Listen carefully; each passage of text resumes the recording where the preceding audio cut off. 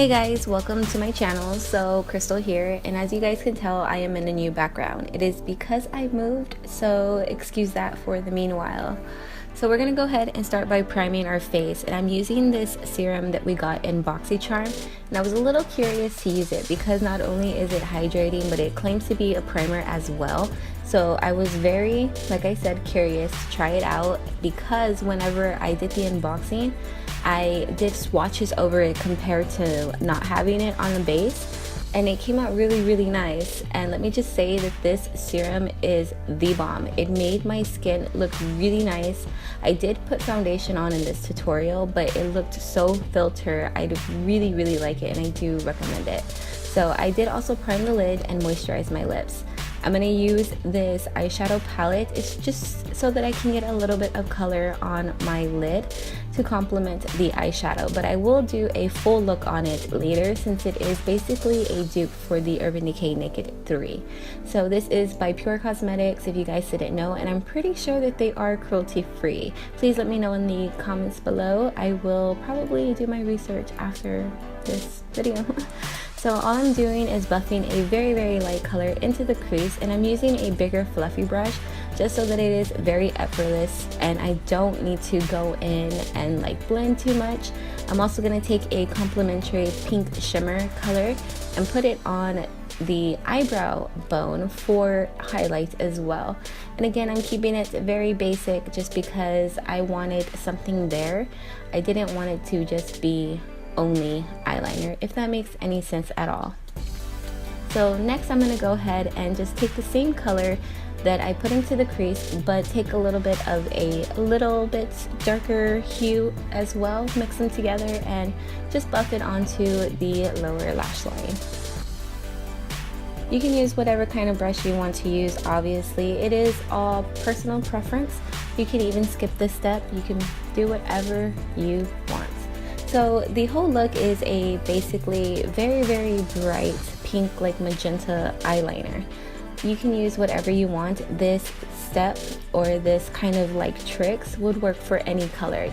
So all I'm doing is taking like a white base and putting it on the eyelash line. Obviously I'm making a wing, and I'm kind of making it somewhat dramatic but not so thick, if that makes sense. Like I want you to be able to see that it's there, but I don't want it to be so thick that it takes up the majority of my lid, because my lid can disappear very quickly. So this is something to keep in mind if you have either hooded eyes, small lids, or even mono eyes.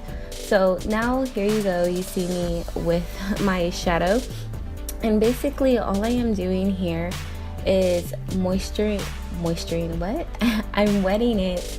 You can use Fix Plus water. I just use my pharmacy spray that I always use, and this is gonna make it a lot more pigmented, and it's gonna make it kind of like a cream consistency. It's very liquidy, but it's easier to move and easier to work with, if that makes sense. So think about your like gel eyeliner, adding a little bit of oil. It's kind of the same consistency.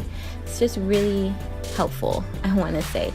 So all I'm doing is putting it on, and I do go back quite a lot into the actual eyeshadow because since I am using a white base, you can create a kind of pinky color, a lighter color. So it is basically 100% up to you how you want to get creative with this. You can create a gradient effect by using less of the pink eyeshadow in the inner corner and more of the pink eyeshadow in the outer corner to create like a gradient eyeliner effect.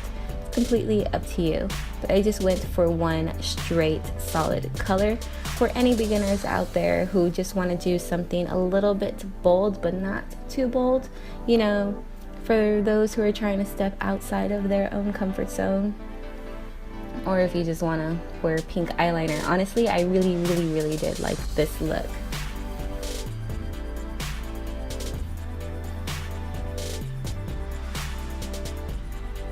So here is what the eyeshadow looks like. As you can see, I only wet the bottom part so that I am able to use the top part for regular eyeshadow purposes, because a lot of the times whenever you wet certain eyeshadows, it completely ruins it.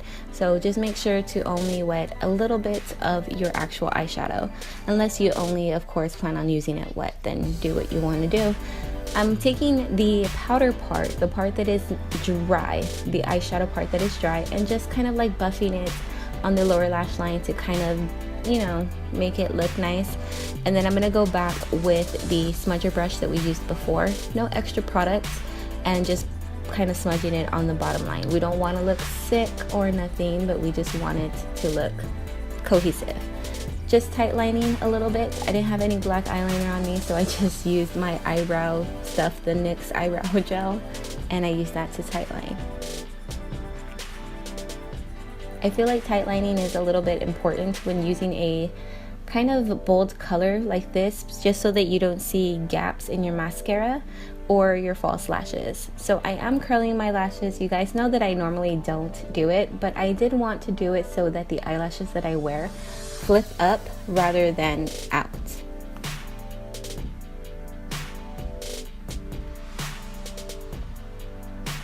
So now we're gonna go ahead and move on to the face just for 1 second.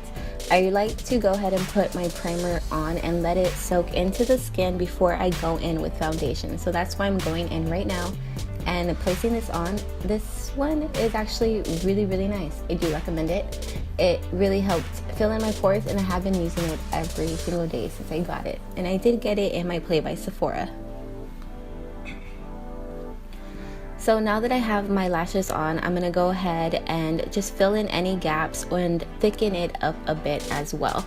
Since I have my eyelashes on, I can see how dramatic I want the eyeliner to look, because false lashes can actually hide your eyeshadow, and you guys know what I mean.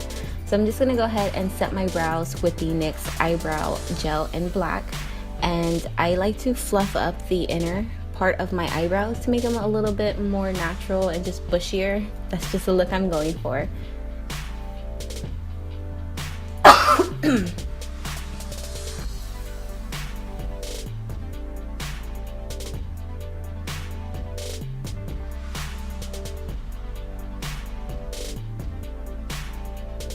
I'm kind of a perfectionist when it comes to this mascara, as you can tell, or brow gel, whatever you want to call it. So I'm gonna go in again with illuminating kind of primer. This honestly was a last minute kind of thing. I wasn't going to do this, but my skin came out looking really, really nice. So I guess the combination of all of this really did help. So it's up to you. And again, today I am going in with foundation just because I wanted the whole entire look for today. You guys know that I normally don't wear foundation, but I wanted to do it today. Or that day anyways. So I do make sure that I blend it down my neck. I also get it underneath my eyes. You can use it to clean up your eyeliner if you would like to as well.